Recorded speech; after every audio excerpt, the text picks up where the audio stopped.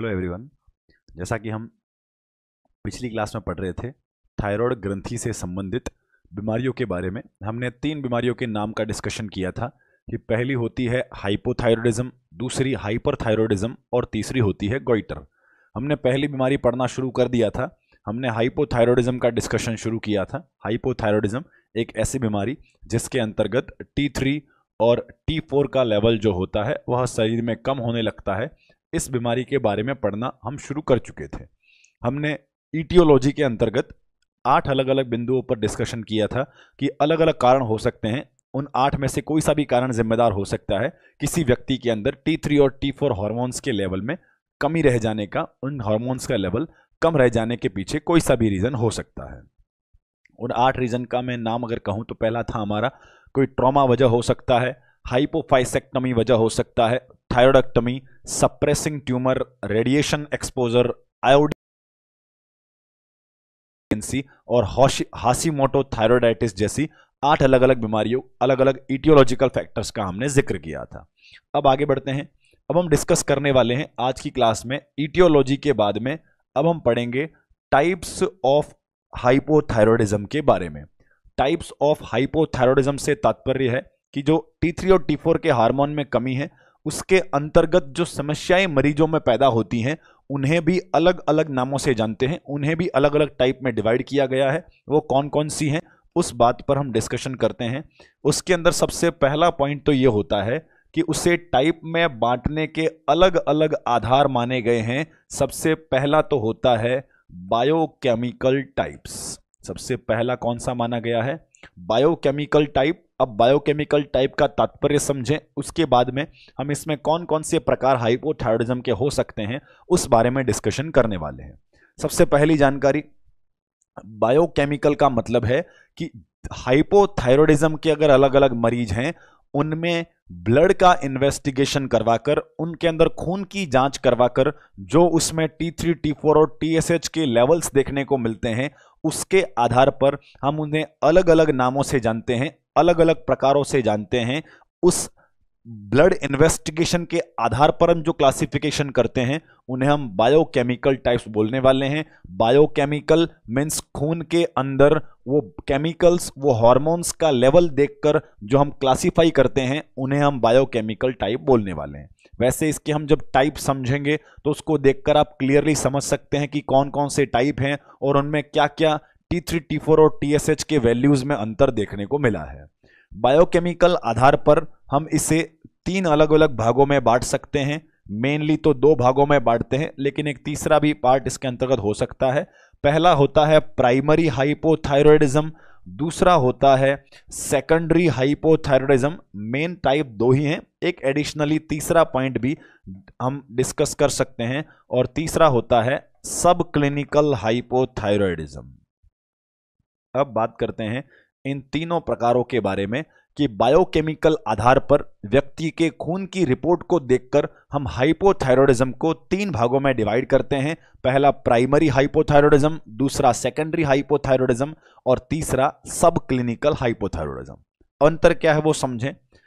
Primary मतलब होता है प्राथमिक, और प्राथमिक से मतलब यह है कि किसी व्यक्ति के खून के अंदर T3 और T4 के लेवल में कमी आने की वजह जो है, अगर वो वजह diseases of the thyroid gland रहा हो, ध्यान दें, diseases of the thyroid gland अगर जिम्मेदार रहा हो तो उसे हम प्राइमरी हाइपोथायरॉयडिज्म के नाम से जानते हैं। अब डिजीजेज ऑफ थायराइड ग्लैंड कैसे? अब ध्यान दें, किसी व्यक्ति में T3 और T4 के कम होने की वजह हाइपोथैलेमस भी हो सकता है, पिट्यूटरी भी हो सकता है और थायराइड भी हो सकता है। कैसे? इसके लिए आपको एक पाथवे याद करना होगा। हमने कहा था कि हाइपोथैलेमस से TRH हार्मोन सिंथेसाइज होता है और रिलीज होता है। TRH मतलब थायरोट्रोपिन रिलीजिंग हार्मोन। हाइपोथैलेमस से TRH बनने के बाद यह एंटीरियर पिट्यूटरी तक आता है। एंटीरियर पिट्यूटरी क्या निर्माण करती है? TSH का निर्माण करती है, और ये TSH जो होता है वह थायराइड ग्रंथि के पास में आता है और थायराइड ग्रंथि जो है वह T3 और T4 का निर्माण करता है।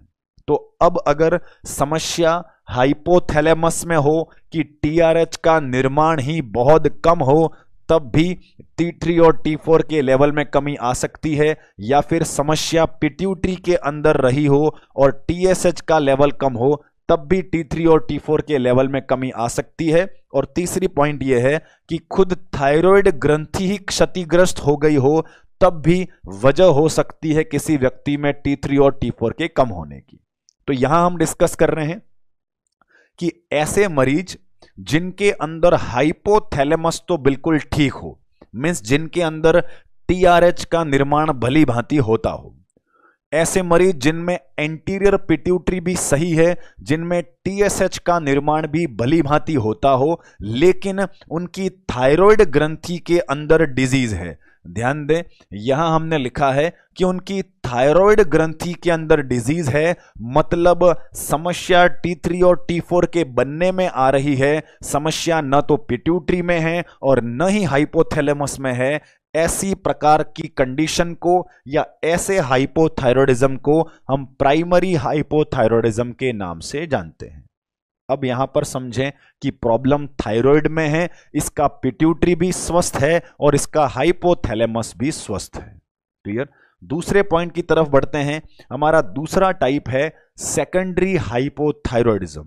अब सेकेंडरी हाइपोथायरॉयडिज्म वो होता है जिसके अंदर डिजीजेस जो हैं वह अदर ऑर्गन्स की जिम्मेदार हों, other organs than the thyroid gland, means जिसके अंतर्गत थायराइड ग्रंथि में बीमारी न होकर यह बीमारी हाइपोथैलेमस या पिट्यूटरी ग्रंथि से संबंधित हो, तो उसे हम सेकेंडरी बीमारी का नाम देते हैं। ये प्राइमरी सेकेंडरी वाला पॉइंट आगे हमारा अन्य ग्रंथियों के संदर्भ में भी आएगा, तो ये क्लियर कर लें। प्राइमरी का तात्पर्य होता है कि जिस ऑर्गन का हम जिक्र कर रहे हैं, कौन सा ऑर्गन पढ़ रहे हैं, थायराइड ग्रंथि पढ़ रहे हैं, तो प्राइमरी बीमारी का मतलब होगा कि खुद वही ऑर्गन में बीमारी है, और सेकेंडरी का मतलब होगा कि किसी अन्य ऑर्गन में बीमारी है। इस वजह से अगर हार्मोन में कमी आई है तो उसे हम सेकेंडरी बीमारी मानने वाले हैं। ज्यादा टिपिकल शब्द नहीं है, टर्मिनोलॉजी में कंफ्यूज ना हो, इतना समझें कि अगर मेरा हाइपोथैलेमस ठीक है तो क्या वो टीआरएच बनाता होगा? तो जवाब होगा कि सर बिल्कुल बनाता होगा। मेरा एंटीरियर पिट्यूटरी भी सही है, क्या वो टीएसएच बनाता होगा? तो बिल्कुल बनाता होगा। लेकिन मेरा थायराइड ग्रंथि खराब है, तो क्या T3 और T4 बन पा रहे होंगे कि नहीं बन पा रहे होंगे? तो जवाब होगा कि थायराइड ही काम नहीं कर रही है, तो T3 T4 का निर्माण नहीं हो रहा होगा। निर्माण नहीं हो रहा होगा तो हार्मोन का लेवल कम हो गया होगा, और हार्मोन का लेवल अगर कम हो गया, इसके पीछे जिम्मेदार ऑर्गन कौन सा हुआ? तो इसके पीछे जिम्मेदार ऑर्गन हुआ diseases of the thyroid gland. तो इस प्रकार की कंडीशन को हम प्राइमरी बोलते हैं। और अगर खुद थायराइड ग्रंथि में नहीं है, थायराइड बिल्कुल स्वस्थ है, लेकिन पिट्यूटरी या हाइपोथैलेमस के अंदर समस्या है, तो इस प्रकार की बीमारियों को हम सेकेंडरी डिजीज के नाम से जानते हैं। क्लियर? अब सब क्लिनिकल को हम आगे डिस्कस करेंगे। पहले हम प्राइमरी और सेकेंडरी के अंदर जो बेसिक अंतर है उसको समझते हैं। अब प्राइमरी वाले में क्या खराब है? थायराइड। सेकेंडरी वाले में क्या खराब है? यहां मेंशन करते हैं कि सेकेंडरी वाले के अंदर जो है या तो हाइपोथैलेमस में समस्या है, या फिर हो सकता है उसके एंटीरियर पिट्यूटरी के अंदर समस्या है।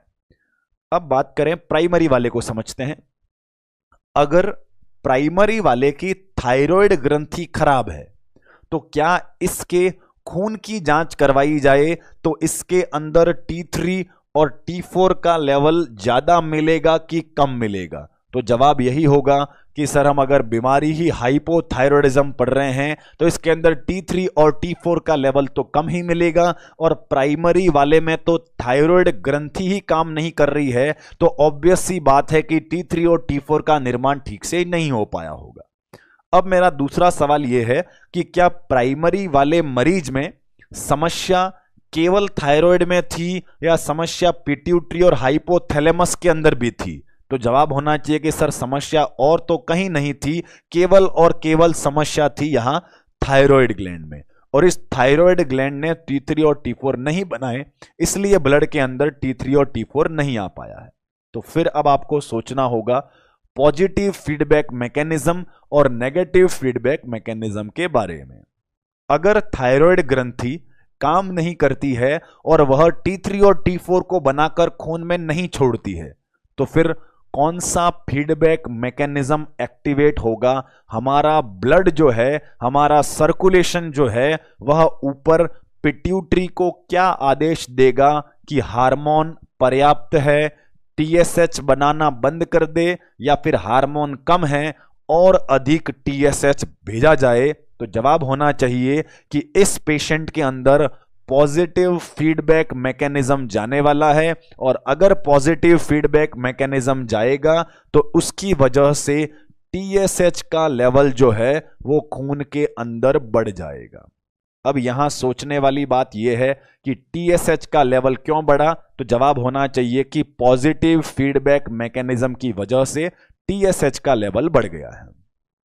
अब फिर दिमाग में सवाल आ रहा होगा कि सर, अगर पिट्यूटरी ने पॉजिटिव फीडबैक को मानकर अगर बहुत सारा TSH भेज दिया, तो क्या इससे अब T3 और T4 नॉर्मल बन जाएगा? क्या अब T3 और T4 नॉर्मल हो जाएगा? तो जवाब यह होगा कि अभी भी T3 और T4 नॉर्मल नहीं होगा, क्योंकि पिट्यूटरी चाहे कितना भी TSH भेज दे, अगर थायराइड ग्रंथि के अंदर ही बीमारी हो गई है, अगर थायराइड ग्रंथि ही काम नहीं कर रही है, तो T3 और T4 का निर्माण तो नहीं होगा। इसका मतलब कंटिन्यूअसली यही जानकारी जाती रहेगी कि थायराइड से हार्मोन कम बना है, तो पॉजिटिव फीडबैक की वजह से TSH की मात्रा ज्यादा बनती रहेगी, लेकिन वो ज्यादा आने वाला TSH भी T3 और T4 नहीं बनवा पाएगा, क्योंकि थायराइड काम ही नहीं कर रही है। क्लियर? तो इसका मतलब प्राइमरी वाले मरीज की जब हम खून की जांच करते हैं तो इसके अंदर हमें T3 और T4 का लेवल तो कम मिलेगा, जबकि TSH का लेवल जो है वो ज्यादा मिलने वाला है। ज्यादा क्यों? तो याद रखें, पॉजिटिव फीडबैक मैकेनिज्म की वजह से। अब बात करते हैं सेकेंडरी हाइपोथायरॉयडिज्म के बारे में। इस पेशेंट के अंदर बीमारी कहां पर है? या तो समस्या है हाइपोथैलेमस में, या फिर समस्या है एंटीरियर पिट्यूटरी में। तो अब इसके संदर्भ में हम जिक्र करते हैं कि इस पेशेंट के अंदर अगर हम TSH के लेवल की और T3 और T4 के लेवल की जांच करवाएं तो हमें रिजल्ट क्या मिलेंगे? क्या T3 T4 ज्यादा और TSH ज्यादा मिलेगा या कम मिलेगा? इस बारे में हम समझते हैं। सेकेंडरी वाले को थायराइड ग्रंथि के अंदर कोई समस्या नहीं है, लेकिन थायराइड अगर स्वस्थ भी हो, फिर भी क्या उसे काम करने के लिए पिट्यूटरी का आदेश आना जरूरी है? तो जवाब होगा कि बिल्कुल जरूरी है। जब तक TSH नहीं आएगा, तब तक अगर थायराइड ग्रंथि स्वस्थ भी है, तब भी वह T3 और T4 का निर्माण नहीं कर सकती। तो अब हमारे मरीज में यह प्रॉब्लम है कि या तो हाइपोथैलेमस काम नहीं कर रहा है या एंटीरियर पिट्यूटरी काम नहीं कर रहा है। ऐसी स्थिति में पिट्यूटरी से TSH का निर्माण नहीं हो पाएगा। तो क्यों नहीं हो पाएगा? क्योंकि एंटीरियर पिट्यूटरी काम ही नहीं कर रही है। एंटीरियर पिट्यूटरी काम नहीं कर रही है, तो ऐसी स्थिति में TSH का निर्माण नहीं हो पाया। अब बात करते हैं कि अगर TSH का निर्माण नहीं हो पाया तो क्या T3 और T4 का निर्माण होगा? तो जवाब होना चाहिए कि यहां पर T3 और T4 का निर्माण भी नहीं हो पाएगा। अब यहां T3 और T4 का निर्माण क्यों नहीं हो पाया? क्योंकि थायराइड ग्रंथि को जो स्टिमुलेशन मिलने वाला था TSH हार्मोन से, वो TSH ही नहीं आया है। इस वजह से T3 और T4 की मात्रा भी कम हो जाती है। क्योंकि थायराइड नॉर्मल थी, उसके बावजूद भी T3 T4 नहीं बना। तो जवाब होना चाहिए कि थायराइड नॉर्मल थी, उसके बावजूद भी T3 T4 इसलिए नहीं बना क्योंकि पिट्यूटरी खराब थी और वहां से TSH आया ही नहीं था। क्लियर? अब आगे बढ़ते हैं। एक क्यूरियोसिटी, एक कंफ्यूजन और आपके दिमाग में यह हो सकता है कि सर, अब दोबारा अगर T3 और T4 कम है तो क्या अब भी फीडबैक दोबारा नहीं जाना चाहिए? जैसा हमने प्राइमरी वाले में कहा था। प्राइमरी वाले में हमने कहा था कि यहां पॉजिटिव फीडबैक मैकेनिज्म जो होता है, यह जिम्मेदार होता है आपके इस एलिवेटेड TSH लेवल के लिए। एलिवेटेड क्यों हुआ था? क्योंकि T3 और T4 कम था, इसलिए हमने पॉजिटिव फीडबैक भेजा था। अब दिमाग में सवाल आ रहा होगा कि सर इस मरीज में, जो कि सेकेंडरी डिजीज वाला मरीज है, इसके अंदर भी T3 और T4 कम है, तो क्या इसमें भी फीडबैक जाना चाहिए कि नहीं जाना चाहिए? तो एक बार के लिए अगर आपको ऐसा कंफ्यूजन हो रहा है तो मान भी लेते हैं कि फीडबैक जाना चाहिए। क्लियर? अब मान लेते हैं कि अगर ब्लड सर्कुलेशन में T3 और T4 कम प्राप्त हुआ तो पॉजिटिव फीडबैक जाएगा, लेकिन सोचने वाली बात यह है कि पॉजिटिव फीडबैक जाता किसके पास है? तो जवाब होगा कि सर पॉजिटिव फीडबैक पिट्यूटरी के पास जाता है। लेकिन अब जवाब यह है कि क्या पिट्यूटरी ग्रंथि सही काम कर रही है? क्या वो उस फीडबैक को रिसीव करने की स्थिति में है? हमने बीमारी का मतलब ही ये लिखा है कि इसमें पिट्यूटरी काम ही नहीं कर रही है, तो क्या यहां फीडबैक जा पाएगा कि नहीं जा पाएगा? तो जवाब होना चाहिए कि सर पिट्यूटरी अगर खुद काम ही नहीं कर रही है तो फीडबैक कैसे रिसीव करेगी? तो वह पॉजिटिव फीडबैक को रिसीव नहीं कर पाएगी और ग्रंथि क्षतिग्रस्त होने की वजह से, खराब होने की वजह से पहले तो TSH नहीं बनेगा और TSH नहीं बनने की वजह से T3 T4 का निर्माण भी नहीं हो पाएगा। तो यहां दोनों टाइप्स के अंदर ब्लड रिपोर्ट में अंतर है। अंतर क्या है वो समझें। सेकेंडरी वाले के अंदर तो इस प्रकार का रिजल्ट देखने को मिला कि TSH कम है, T3 T4 भी कम है, जबकि प्राइमरी वाले में हमें रिजल्ट देखने को मिला कि T3 T4 कम है, जबकि पॉजिटिव फीडबैक मैकेनिज्म की वजह से TSH का लेवल ज्यादा होता है। क्लियर? तो ये हमारा होता है दो महत्वपूर्ण टाइप, जिसे हम बायोकेमिकल टाइप्स के नाम से जानते हैं। अब आगे बढ़ेंगे, हम तीसरा पॉइंट डिस्कस करते हैं। हमने एक तीसरा एडिशनल प्रकार का जिक्र किया था कि उसे हम सब क्लिनिकल टाइप्स के नाम से जानते हैं।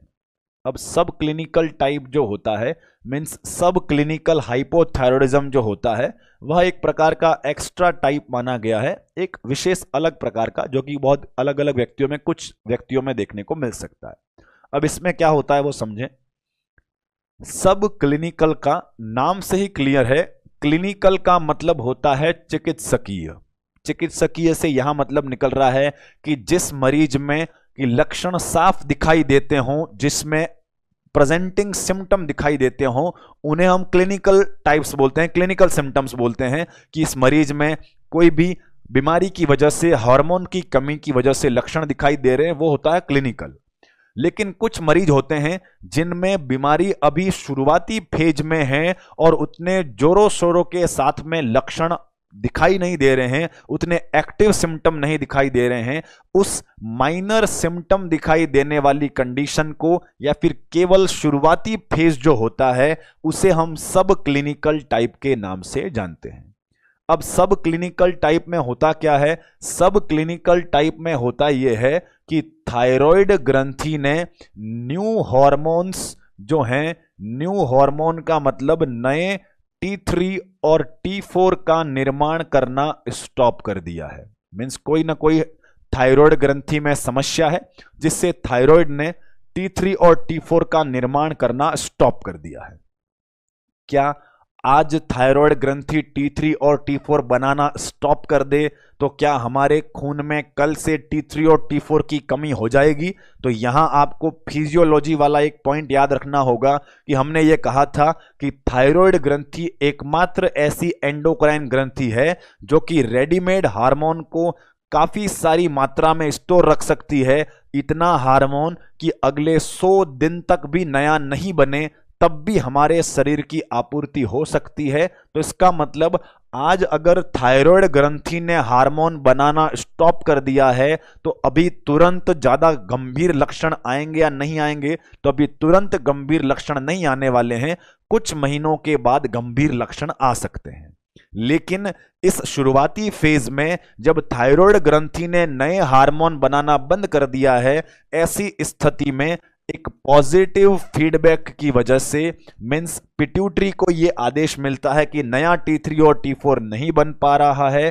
तो ऐसे पॉजिटिव फीडबैक की वजह से TSH के लेवल के अंदर स्लाइटली इंक्रीमेंट देखने को मिलता है, एक मामूली सा इंक्रीमेंट देखने को मिलता है। इस अवस्था को हम सब क्लिनिकल टाइप के नाम से जानते हैं। सब क्लिनिकल में याद ये रखना है कि सब क्लिनिकल वाले की खून की जांच करवाएंगे तो T3 और T4 कैसा मिलेगा? तो जवाब होना चाहिए कि सर T3 और T4 तो नॉर्मल मिलेगा। T3 और T4 नॉर्मल क्यों मिलेगा? क्योंकि थायराइड ने अभी हार्मोन बनाना बंद तो किया है, लेकिन काफी सारा हार्मोन जो अगले 100 दिन तक चल जाए उतना तो स्टोर है तो फिर खून में रिलीज होगा, और खून के अंदर अभी तो T3 और T4 की मात्रा नॉर्मल दिखाई दे रही है, लेकिन नया T3 और T4 नहीं बन रहा है, तो उससे पिट्यूटरी को फीडबैक पहुंचता है और पिट्यूटरी स्लाइटली मात्रा में TSH का लेवल बढ़ा देती है, और इस कंडीशन को हम सब क्लिनिकल या माइनर फॉर्म ऑफ या फिर इनिशियल फॉर्म ऑफ हाइपोथायरॉयडिज्म के नाम से भी जानते हैं। तो यहां सब क्लिनिकल जिसमें एक्टिव सिम्टम ना हो, केवल TSH स्लाइटली इंक्रीज्ड हो और T3 T4 का लेवल नॉर्मल हो, उसे हम सब क्लिनिकल टाइप बोलने वाले हैं। क्लियर? अब यहां पर आपको तीनों बायोकेमिकल टाइप में अंतर समझ में आ जाना चाहिए। तीनों बायोकेमिकल टाइप में अंतर क्या था वो समझें। तीनों बायोकेमिकल टाइप में हमने T3 T4 और TSH के लेवल के आधार पर हम अंतर समझ सकते हैं। तो तीनों को जो हमने डिस्कस किया है उनको मैं एक साथ यहां पर मेंशन करता हूं कि कैसा रिजल्ट मिलने पर हम क्या मानने वाले हैं, कौन से को हाइपर मानेंगे, कौन से को हाइपो मानेंगे। हम 3 हाइपोथायरॉयडिज्म के प्रकार लिखते हैं। सबसे पहला प्रकार होता है जिसमें T3 और T4 का लेवल कम है और TSH का लेवल ज्यादा है। It is known as the primary hypothyroidism. इसे कौन सा वाला बोलते हैं? इसे प्राइमरी हाइपोथायरॉयडिज्म बोलते हैं। जब T3 T4 का लेवल कम होता है और TSH का लेवल भी कम होता है, इसे हम सेकेंडरी हाइपोथायरॉयडिज्म के नाम से जानते हैं। और तीसरा, जब T3 T4 का लेवल नॉर्मल रहता है और TSH का लेवल स्लाइटली इंक्रीज्ड रहता है, इसे हम सब क्लिनिकल हाइपोथायरॉयडिज्म के नाम से जानते हैं। तो इन तीनों रिजल्ट तक हम किस आधार पर पहुंचते हैं? हम खून की रिपोर्ट देखकर इस रिजल्ट तक पहुंचते हैं। तो खून की रिपोर्ट के आधार पर मींस बायोकेमिकल आधार पर ये 3 प्रकार का होता है। पहला प्राइमरी हाइपोथायरॉयडिज्म, सेकेंडरी हाइपोथायरॉयडिज्म और सब क्लिनिकल हाइपोथायरॉयडिज्म। उम्मीद है सभी को समझ में आ गया होगा। एक सिंपल तथ्य, प्राइमरी वाले में खराब कौन है? थायराइड खराब है, बाकी सब सही है। सेकेंडरी वाले में खराब कौन है? सेकेंडरी वाले में पिट्यूटरी या हाइपोथैलेमस खराब है, थायराइड सही है। सब क्लिनिकल वाले में कौन खराब है? तो सब क्लिनिकल वाले में अभी अभी खराबी शुरू हुई है, और किसमें शुरू हुई है? वह थायराइड ग्रंथि के अंदर शुरू हुई है। इसलिए नए हार्मोन बनना स्टॉप हो गया है, लेकिन जमा हार्मोन जो था वो खून में आ रहा है, इसलिए खून के अंदर इसका लेवल नॉर्मल है, लेकिन पॉजिटिव फीडबैक की वजह से थोड़ा स्लाइटली TSH इंक्रीज दिखाई देता है। इसे हम सब क्लिनिकल टाइप ऑफ हाइपोथायरॉयडिज्म के नाम से जानते हैं। क्लियर? तो ये हो गया हमारा बायोकेमिकल टाइप्स। अब आगे बढ़ते हैं, हम बात करने वाले हैं दूसरे प्रकार के टाइप के बारे में, और दूसरे टाइप होते हैं हमारे क्लिनिकल टाइप्स ऑफ हाइपोथायरॉयडिज्म। अब बायोकेमिकल टाइप और क्लिनिकल टाइप में अंतर समझें। बायोकेमिकल टाइप में हम उस पेशेंट के ब्लड वैल्यूज देखकर अंतर बता रहे थे कि कौन सा प्राइमरी है, कौन सा सेकेंडरी है और कौन सा सब क्लिनिकल है। अब क्लिनिकल टाइप से मतलब यह है कि जितने भी हाइपोथायरॉयडिज्म के मरीज होते हैं वह अस्पताल में कैसे लक्षणों के साथ में आते हैं, उनमें लक्षणों के आधार पर क्या क्या अंतर दिखाई देते हैं अलग अलग मरीजों में। तो यहां हम लक्षणों के आधार पर अलग अलग टाइप्स में डिवाइड करते हैं, वो हम पढ़ने वाले हैं क्लिनिकल टाइप्स के अंदर। बायोकेमिकल टाइप में खून के रिजल्ट के आधार पर अंतर डिसाइड किया था। क्लिनिकल टाइप्स में हम लक्षणों के आधार पर हाइपोथायरॉयडिज्म को बांटने वाले हैं। अब लक्षणों के आधार पर कितने प्रकार का होता है? तो क्लिनिकली आधार पर हाइपोथायरॉयडिज्म 2 प्रकार का होता है। सबसे पहला होता है क्रेटिनिज्म और दूसरा होता है मिक्सोइडीमा। पहला होता है क्रेटिनिज्म और दूसरा होता है मिक्सोइडीमा। तो this are both the types of the hypothyroidism. ये भी हाइपोथायरॉयडिज्म के ही प्रकार हैं। प्राइमरी सेकेंडरी वाले भी हाइपोथायरॉयडिज्म के ही प्रकार थे, लेकिन वहां खून का रिजल्ट देखकर हम अलग अलग टाइप में डिवाइड कर रहे थे। यहां लक्षणों को देखकर कुछ मरीजों को क्रेटिनिज्म वाले कहेंगे और कुछ मरीजों को मिक्सोइडिमा वाला कहने वाले हैं। अब बात करते हैं कि क्रेटिनिज्म किसे कहते हैं। अगर हाइपोथायरॉयडिज्म जो है वह in the child age group होता है तो इसे हम क्रेटिनिज्म बोलते हैं, और अगर वही T3 और T4 में कमी in the adult age group देखने को मिलता है तो उसे हम मिक्सोइडिमा के नाम से जानते हैं। यह ऐसा ही अंतर है जैसा हमने ग्रोथ हार्मोन के संदर्भ में जिक्र किया था कि ग्रोथ हार्मोन एक बच्चे में ज्यादा है तो जाइजेंटिज्म होता है, एक एडल्ट व्यक्ति में ज्यादा है तो एक्रोमेगेली होता है। वैसे ही ग्रोथ हार्मोन के कमी की भी दो बीमारियां पड़ी थी कि ग्रोथ हार्मोन अगर बच्चे में कम है तो ड्वार्फिज्म होता है और एडल्ट में कम है तो एक्रोमाइक्रिया होता है। वैसे ही अगर T3 और T4 की मात्रा में कमी अगर वह चिल्ड्रन वाली एज ग्रुप में है तो वह बीमारी क्रेटिनिज्म कहलाएगी, और वही T3 और T4 के लेवल में कमी एडल्ट एज ग्रुप में है तो उसे हम मिक्सोइडिमा के नाम से जानते हैं। अब बेसिक अंतर क्या रहेगा वो समझें। अब बेसिक अंतर को समझने के लिए एक तथ्य की तरफ जाना होगा। हमने कहा था कि क्या T3 और T4 एक बच्चे में मानसिक विकास के लिए जरूरी है, तो बिल्कुल जरूरी। हमने पढ़ा था कि एक न्यूबॉर्न के अंदर शुरुआती उम्र के दौरान ब्रेन का डेवलपमेंट करवाना, मानसिक विकास करवाना, यह हमारे T3 और T4 हार्मोन का फंक्शन होता है। तो अब यहां पर मैं दो एग्जाम्पल लिखता हूं। एक मरीज है हमारे पास में 3 साल का, ध्यान दें, एक मरीज है 3 साल का और दूसरा मरीज है हमारे पास में 24 इयर्स का। एग्जाम्पल से समझें, दो पेशेंट हैं हमारे पास में, एक मरीज है 3 साल का और दूसरा मरीज है 24 साल का।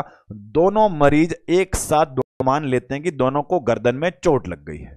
एग्जाम्पल समझे, एक 3 साल का बच्चा है, एक 24 साल का व्यक्ति है, दोनों को गर्दन के अंदर चोट लग जाती है और दोनों की थायराइड ग्रंथि क्षतिग्रस्त हो जाती है।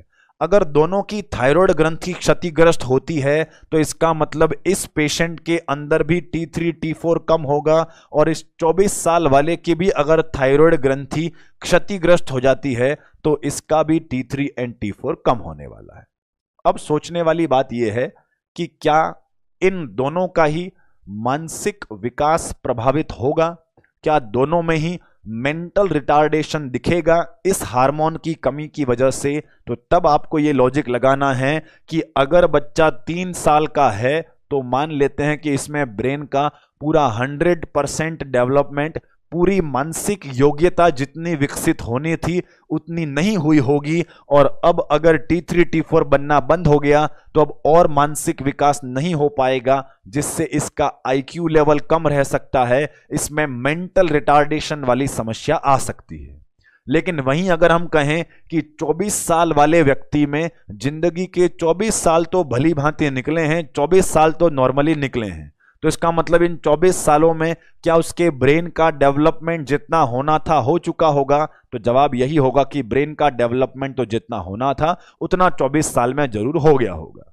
तो फिर अगर आज से इसमें T3 और T4 बनना बंद हो जाए तो क्या ये व्यक्ति IQ लेवल प्रभावित होगा, क्या ये व्यक्ति मेंटली रिटार्डेड की तरफ बिहेव करेगा। तो जवाब होना चाहिए कि यह मेंटली रिटार्डेड की तरफ बिहेव नहीं करेगा, because the brain is already developed.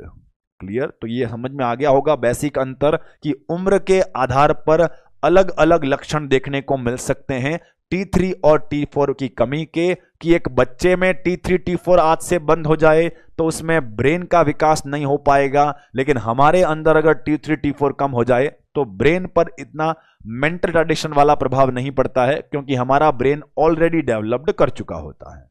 अब बात करते हैं कि इन दोनों मरीजों के अंदर मींस क्रेटिनिज्म वाले में और मिक्सोइडिमा वाले में क्या क्या लक्षण देखने को मिलते हैं। तो क्रेटिनिज्म वाले व्यक्ति के अंदर इसका IQ लेवल जो होता है वह हमें कम देखने को मिलता है, मतलब बच्चे में मेंटल रिटार्डेशन की संभावनाएं रहेंगी, क्योंकि अगर बच्चे में T3 T4 नहीं है तो ब्रेन का विकास नहीं होगा, और अगर ब्रेन का विकास नहीं होगा तो IQ कम रह जाएगा, बच्चा मेंटली रिटार्डेड की तरह दिखाई देने वाला है।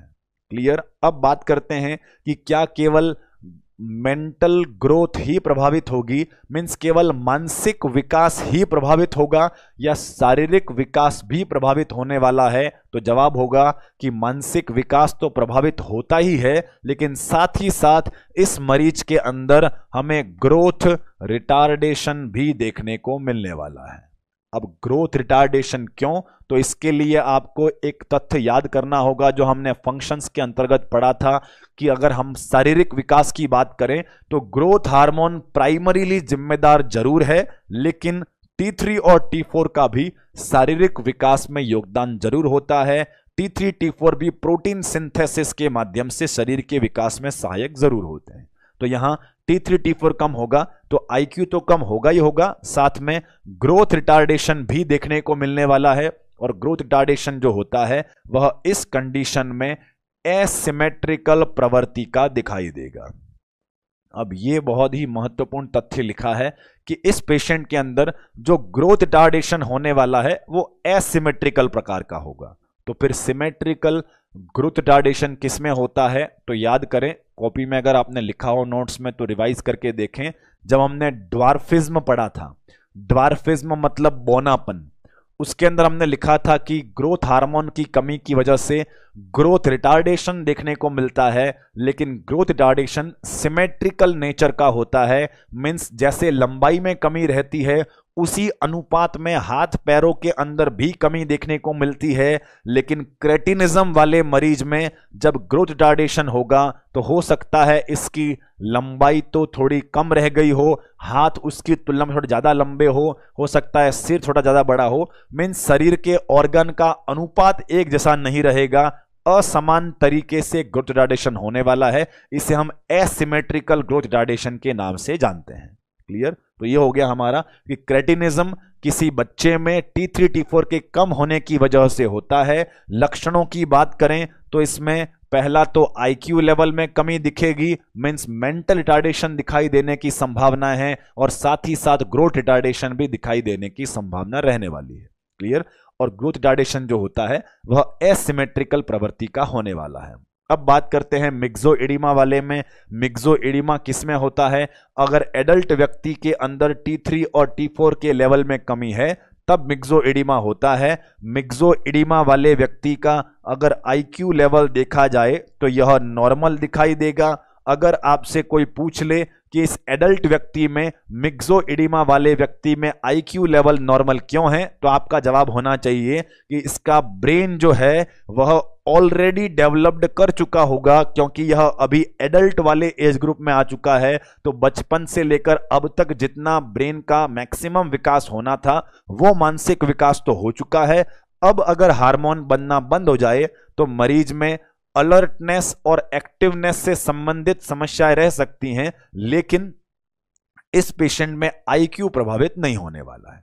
इस पेशेंट में और विशेषता दिखती है कि इस पेशेंट के अंदर फेशियल पार्ट पर एडिमा देखने को मिलता है, और इसी फेशियल पार्ट पर जो एडिमा दिखाई देता है फैट डिपोजिशन की वजह से, फैट के अंदर डिस्टर्बेंस की वजह से, उस एडिमा की वजह से ही इसका नाम रखा गया है कि इसे हम मिक्सोइडिमा बोलते हैं। मिक्सोइडिमा जिसमें एक एडिमा शब्द है कि इस कंडीशन में इस एडल्ट व्यक्ति के अंदर जिसमें T3 और T4 कम है उसमें फैट डिपोजिशन की वजह से फेस जो है वह एडिमेटस थोड़ा फूला हुआ देखने को मिलता है। उसे हम मिक्सोइडिमा या फेशियल एडिमा के नाम से जानते हैं, और यह कंडीशन एडल्ट में होती है। और एडल्ट में कब दिखाई देती है? जब उस एडल्ट में T3 और T4 के लेवल में कमी रह जाए, उसमें T3 और T4 की मात्रा कम हो। तो ये हो गए हमारे दो क्लिनिकल टाइप्स। मींस पहला तो या तो बच्चा आएगा मरीज के तौर पर अस्पताल में, बच्चा आएगा कि जिसमें T3 और T4 कम है तो उसे हम क्रेटिनिज्म कहेंगे, और अगर बड़ा मरीज आएगा, एडल्ट व्यक्ति अगर आएगा अस्पताल में तो उसे हम मिक्सोइडिमा के नाम से जानते हैं। दोनों मरीजों में समानता क्या है कि क्रेटिनिज्म वाले में भी T3 T4 कम होगा और मिक्सो एडिमा वाले में भी T3 T4 कम होगा। तो अंतर क्या होगा, एक एडल्ट में हो रहा है, एक चाइल्ड में हो रहा है। लक्षणों में अंतर क्या होगा, इसमें IQ लेवल कम रह जाता है, इसमें IQ लेवल नॉर्मल है क्योंकि ब्रेन ऑलरेडी डेवलप्ड कर चुका था। इसमें ग्रोथ रिटार्डेशन जो है वो एसिमेट्रिकल प्रवृत्ति का देखने को मिलता है। इसमें फैट डिपोजिशन की वजह से फेशियल एडिमा देखने को मिलने वाला है। क्लियर? तो ये थे हमारे क्लिनिकल टाइप्स। तो यहां आज जो हमने पढ़ा उस बारे में क्लियर समझें। आज हमने पढ़ा है हाइपोथायरॉयडिज्म के टाइप्स के बारे में। पिछली क्लास तक इटियोलॉजी तक हम समझ चुके थे। आज की क्लास में हमने टाइप्स के बारे में डिस्कशन किया। टाइप्स कितने प्रकार के हैं, तो दो आधार पर बांटा, एक तो खून के सैंपल के आधार पर और दूसरा लक्षणों के आधार पर। खून के सैंपल के आधार पर ये तीन प्रकार का होता है, प्राइमरी, सेकेंडरी और सब क्लिनिकल। प्राइमरी मतलब बीमारी किस में है, खुद थायराइड में है। सेकेंडरी मतलब किस में है, अदर ऑर्गन्स में है। अदर ऑर्गन मतलब कौन से, या तो हाइपोथैलेमस में या पिट्यूटरी में। अगर खुद थायराइड में समस्या है तो T3 T4 नहीं बनेगा, और अगर T3 T4 नहीं बनेगा तो फीडबैक जाएगा। फीडबैक कौन सा जाएगा, पॉजिटिव वाला जाएगा, जिससे TSH की मात्रा बढ़ जाएगी। क्लियर? जबकि सेकेंडरी वाले में समस्या यह है कि पिट्यूटरी ही काम नहीं कर रही है तो TSH ही नहीं आया, और अगर TSH ही नहीं आया तो T3 T4 का निर्माण ही नहीं हुआ। क्लियर? देन हमने पढ़ा सब क्लिनिकल टाइप के बारे में। सब क्लिनिकल टाइप क्या है, इसमें थायराइड न्यू हार्मोन का प्रोडक्शन स्टॉप हो जाता है, जिससे पॉजिटिव फीडबैक पिट्यूटरी के पास पहुंचता है और पिट्यूटरी स्लाइटली TSH का प्रोडक्शन बढ़ा देता है, जबकि T3 और T4 का लेवल अभी भी खून के अंदर नॉर्मल बना रहता है। क्लियर? देन हमने तीनों टाइप के अंदर बेसिक अंतर को समझा था कि प्राइमरी वाले में रिजल्ट इस प्रकार मिलेगा, सेकेंडरी वाले में ये रिजल्ट होगा, और सब क्लिनिकल वाले में इस प्रकार का रिजल्ट देखने को मिलने वाला है। देन हमने क्लिनिकल टाइप्स की बात कही कि मरीज जो आते हैं उनके लक्षणों को देखकर हम कैसे पता करेंगे या कौन सा टाइप बोलेंगे, तो लक्षणों के आधार पर एक तो होता है क्रेटिनिज्म, अगर ये लक्षण हो तो, और अगर ऐसे लक्षण हो कि IQ नॉर्मल हो, फेशियल एडिमा हो, एडल्ट मरीज हो, तो उसे हम मिक्सो एडिमा के नाम से जानते हैं। This both are the types of the hypothyroidism. अब बात करते हैं इस बीमारी के असेसमेंट फाइंडिंग के बारे में कि लक्षण क्या होंगे, उस बारे में हम डिस्कशन करते हैं। लक्षण हम पढ़ रहे हैं कि अगर किसी व्यक्ति में, कोई भी व्यक्ति हो, चाहे एडल्ट हो, चाहे मेल हो, फीमेल हो, पीडियाट्रिक हो, उन सभी में अगर T3 और T4 का लेवल अगर कम रह जाता है तो ऐसी स्थिति में क्या लक्षण आने वाले हैं उनको हम समझने वाले हैं। अब T3 और T4 की कमी वाले लक्षण अगर हमें समझने हैं तो हमने जो पिछली क्लास में हार्मोन के फंक्शंस पढ़े थे वो हमें याद होना बहुत जरूरी है। अब क्या फंक्शंस हमने पढ़े थे, हमने टोटल 12 अलग अलग फंक्शन जिक्र किया था। पहला BMR प्रभावित करता है, बॉडी टेम्परेचर प्रभावित करता है, RBC के ऊपर प्रभाव है, मेटाबॉलिज्म, ऐसे हमने 12 फंक्शन अलग अलग पढ़े थे। तो आपने पिछली क्लासेस के जो नोट्स बना रखे हैं उसको खोलकर आप रिवाइज करते हुए हम यहां पर सिम्टम्स लिखने वाले हैं कि हार्मोन की कमी की वजह से कौन कौन सा फंक्शन प्रभावित होता है और क्या क्या लक्षण मरीज में दिखाई देने वाले हैं। तो हम फंक्शन के आधार पर ही हम यहां पर सिम्टम लिखने वाले हैं। जैसा कि हमने पहला फंक्शन लिखा था कि अगर T3 और T4 हार्मोन नॉर्मल होता तो यह बेसल मेटाबॉलिक रेट को बढ़ावा देता है, बेसल मेटाबॉलिक रेट को इंक्रीज करने का काम करने वाला था। लेकिन हमारा मरीज कैसा है, इस मरीज के अंदर T3 और T4 की मात्रा सामान्य की तुलना में कम है। तो इसका मतलब इसका लक्षण क्या होगा, इसका लक्षण ये होने वाला है कि इसमें हार्मोन के अभाव में बेसल मेटाबॉलिक रेट भी प्रभावित होगी और इस पेशेंट का BMR डिक्रीज्ड हो जाएगा। क्लियर? सिंपल सा तथ्य हमने लिखा, हार्मोन होता तो BMR को बढ़वाता था, अगर हार्मोन कम है तो ऐसी स्थिति में यह BMR को डिक्रीज करवा देता है। अब बात करते हैं दूसरे लक्षण के बारे में। दूसरा लक्षण इसमें देखने को मिलता है, दैट इज कोल्ड इनटॉलरेंस। क्या देखने को मिलेगा? Cold intolerance. अब कोल्ड इनटॉलरेंस का तात्पर्य समझें कि मरीज को ठंड महसूस होने लगती है, उसकी बॉडी में हीट जो है वो कम होने लगती है, वह ठंड को सहन नहीं कर पाता है, अत्यधिक ठंड लगने वाली। ऐसा क्यों वो समझे? ऐसा इसलिए क्योंकि अगर हार्मोन होता तो मेटाबॉलिक गतिविधियों को बढ़वाता, अगर मेटाबॉलिक गतिविधियां बढ़ती तो शरीर में हीट जनरेट होती और शरीर का तापमान बढ़ने वाला था। लेकिन यहां पर मरीज के अंदर हार्मोन कम हो गया है, हार्मोन कम हो गया तो मेटाबॉलिज्म भी कम हो गया, और अगर मेटाबॉलिज्म कम होगा तो शरीर में हीट भी प्रॉपरली जनरेट नहीं होने वाली है, और अगर शरीर में हीट जनरेट नहीं होगी तो व्यक्ति हाइपोथर्मिया की तरफ जाएगा, मरीज को ज्यादा सर्दी लगने वाली है, अधिक ठंड महसूस होने वाली है। तो ये हमने लक्षण लिखा है कि मरीज में कोल्ड इंटॉलरेंस होता है, मीन्स वह ठंड को सहन नहीं कर पाता है, ज्यादा सर्दी महसूस होने वाली है। सर्दी महसूस क्यों हो रही है? क्योंकि वह शरीर में हीट को जनरेट नहीं कर पा रहा है, क्योंकि T3 और T4 हार्मोन शरीर में कम है। तीसरे लक्षण की तरफ बढ़ते हैं। तीसरा लक्षण यह है कि हमने कहा था कि आरबीसी फॉर्मेशन की जो प्रक्रिया है, इरिथ्रोपोइसिस प्रक्रिया को सुचारू रूप से चलाने के लिए, नॉर्मल वे में स्टिमुलेट करके उसे पूरा करवाने के लिए T3 T4 इनडायरेक्टली सपोर्ट करने वाला है कि T3 T4 होता तो वह इरिथ्रोपोइसिस की घटना को बढ़ावा देता। हमने तब फंक्शन में भी ये डिस्कस किया था कि यह डायरेक्टली तौर पर मींस प्रत्यक्ष रूप से इरिथ्रोपोइसिस की घटना में पार्टिसिपेट तो नहीं करता है, लेकिन इनडायरेक्ट तरीके से, अप्रत्यक्ष रूप से यह इरिथ्रोपोइसिस की घटना को स्टिमुलेट जरूर करता है। तो यहां पर ध्यान दें कि अगर हार्मोन होता तो यह इरिथ्रोपोइसिस की घटना को बढ़ावा देता, लेकिन हमारे मरीज में हार्मोन की कमी है, क्योंकि हमारा मरीज हाइपोथायरॉयडिज्म से ग्रसित है। तो क्या इसमें इरिथ्रोपोइसिस ज्यादा होगा कि कम होगा? तो जवाब होना चाहिए कि इसमें इरिथ्रोपोइसिस की घटना स्टिमुलेट नहीं हो पाएगी, कम हो जाने वाली है। इसलिए हाइपोथायरॉयडिज्म के मरीजों के अंदर हमें एनीमिया देखने को मिल सकता है। क्लियर? हार्मोन होता तो आरबीसी फॉर्मेशन की प्रक्रिया नॉर्मल रहती, हार्मोन का लेवल कम है तो ऐसी स्थिति में एनीमिया वाला लक्षण देखने को मिल सकता है। अब बात करते हैं इसके अगले लक्षण के बारे में। अगला फंक्शन हमने पढ़ा था कि अगर हार्मोन नॉर्मल मात्रा में होता तो मेटाबॉलिज्म को प्रभावित करने वाला था। मेटाबॉलिज्म मतलब किसका? यह प्रोटीन का मेटाबॉलिज्म, फैट का मेटाबॉलिज्म और कार्बोहाइड्रेट का मेटाबॉलिज्म, इन तीनों के ऊपर T3 और T4 हार्मोन का इन्फ्लुएंस होने वाला था। सबसे पहले बात करते हैं प्रोटीन के ऊपर प्रभाव के बारे में।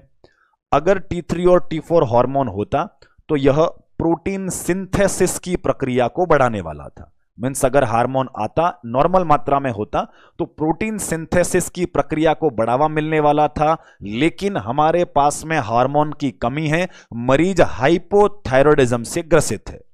अब अगर T3 T4 नहीं आएगा तो क्या पर्याप्त मात्रा में प्रोटीन का सिंथेसिस होगा कि नहीं होगा? तो जवाब यही होगा कि सर अगर हार्मोन नहीं है तो प्रोटीन का सिंथेसिस प्रॉपरली नहीं हो पाएगा। अगर प्रोटीन का सिंथेसिस प्रॉपरली नहीं होगा तो उस वजह से कुछ लक्षण देखने को मिलते हैं, और उस वजह से हाइपोथायरॉयडिज्म के मरीज में हमें ड्राई स्किन और ड्राई हेयर्स देखने को मिलते हैं, और हेयर्स जो हैं वह बहुत कमजोर होने लगते हैं और वह इजीली प्लकेबल होने लगते हैं। अब यहां इजीली प्लकेबल का मतलब समझें, ऐसे कमजोर बाल जिनमें प्रोटीन की कमी है और इस वजह से वो आसानी से टूटने लगते हैं, उन्हें हम इजीली प्लकेबल हेयर्स बोलने वाले हैं। अब ये सब क्यों हुआ? क्योंकि अगर हार्मोन होता, अगर हार्मोन पर्याप्त मात्रा में होता तो शरीर में प्रोटीन का सिंथेसिस भी प्रॉपर तरीके से होने वाला था, जिससे हेयर्स भी नॉर्मल रहते, हेयर्स में प्रोटीन भी प्रॉपर होता और स्किन का अपीयरेंस भी नॉर्मल होता, क्योंकि स्किन के अंदर भी केराटिन प्रोटीन जो पाया जाता है उसका सिंथेसिस भी प्रॉपर तरीके से हो पाने वाला था। लेकिन हार्मोन नहीं है, प्रोटीन का सिंथेसिस प्रॉपर नहीं हो पाया, जिससे स्किन भी बहुत रूखी सूखी हो गई है और बाल भी, हेयर्स भी हमको ड्राई देखने को मिलते हैं और कमजोर होते हैं, जो कि तोड़ने पर इजीली टूट जाते हैं, जिसके लिए हमने इजीली प्लकेबल शब्द लिखा है। क्लियर? तो यहां प्रोटीन सिंथेसिस नहीं हो पाने की वजह से इस प्रकार के ड्राई स्किन, ड्राई हेयर्स और इजीली प्लकेबल हेयर्स वाले लक्षण दिखाई देते हैं। अब बात करते हैं अगले लक्षण के बारे में। अगला लक्षण होगा कि हमने प्रोटीन मेटाबॉलिज्म के बाद में पढ़ा था कि हमारे T3 और T4 हार्मोन का प्रभाव फैट मेटाबॉलिज्म पर भी होता है। अब फैट मेटाबॉलिज्म पर हमने दो प्रकार के इन्फ्लुएंस का जिक्र किया था। पहला प्रभाव तो यह था कि यह T3 और T4 हार्मोन शरीर में फैट ब्रेकडाउन को बढ़ावा देता है। मीन्स जो टिश्यूज के अंदर फैट जमा होती है उसको तोड़ तोड़कर ब्लड में लाता है और ब्लड में फैटी एसिड्स जो आएंगे उसको तोड़कर एनर्जी प्रोडक्शन का काम होने वाला था। अब बात करते हैं कि अगर T3 और T4 नहीं है तो क्या टिश्यूज में जमा वह फैट टूट टूट कर बाहर आ पाएगा या टिश्यूज में ही जमा रह जाएगा? तो जवाब यही होगा कि वह अगर T3 T4 हार्मोन होता तब तो वो टिश्यू से फैट को तोड़कर लाता, लेकिन अगर T3 T4 हार्मोन में कमी है तो टिश्यूज में जमा जो फैट है वह टूटकर निकलकर नहीं आ पाएगी, और अगर टिश्यूज में फैट जमा रह जाएगा तो इससे कौन सा लक्षण दिखाई देगा? इससे मरीज के अंदर वेट गेन होने वाला है, वजन धीरे धीरे बढ़ने लगेगा। तो इसलिए हाइपोथायरॉयडिज्म का लक्षण याद रखें कि अगर किसी व्यक्ति में T3 और T4 के हार्मोन के लेवल में कमी होती है तो उसका वजन जो है वह लगातार बढ़ने लगता है। वजन इसलिए बढ़ता है क्योंकि हार्मोन होता है तो फैट को जमा नहीं होने देता है, उसे तोड़ तोड़कर मेटाबोलाइज कर देता है, लेकिन अगर T3 और T4 हार्मोन कम है तो फैट जमा होने लगेगी, मेटाबोलाइज नहीं हो पाएगी, इस वजह से वजन बढ़ने लगता है, वेट गेन होने लगेगा। अब दूसरा अगले लक्षण की तरफ बढ़ते हैं। वेट गेन के अलावा फैट मेटाबॉलिज्म पर हमारे T3 और T4 का एक दूसरा प्रभाव भी था।